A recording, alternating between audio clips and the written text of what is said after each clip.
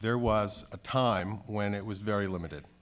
And that's it. You had a theatrical life, then you moved into VHS, you moved into video, now of course DVD, and then into the non-theatrical world. And the windows were longer. We've had experience where we've had a film play theaters for a year and then take another year to get to video. That's a bygone era. The windows in the recent past have collapsed from 6 months to 4 months, from theatrical to DVD. Now they're going to collapse even further.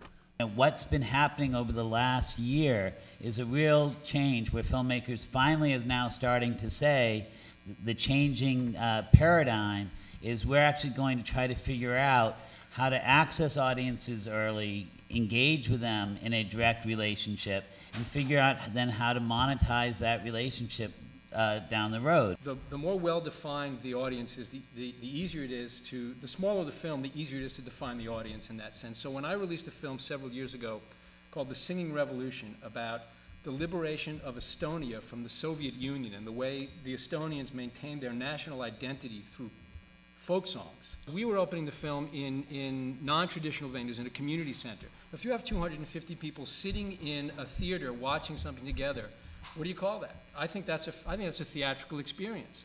So, you know, you'd go to Chicago and you'd set up in a community center near a university that has a professor of Baltic history who would go there and do a Q&A afterwards. So you've got the professor's, his constituency, you've got his students, you've got the Estonian community in the area.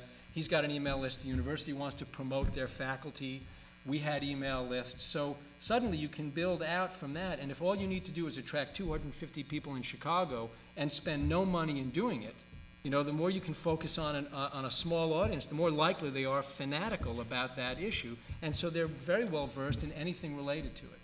And the economics of releasing a film like that makes sense, but it's not for every film. It's, you know, it works very well for documentaries because you can define the audience so effectively.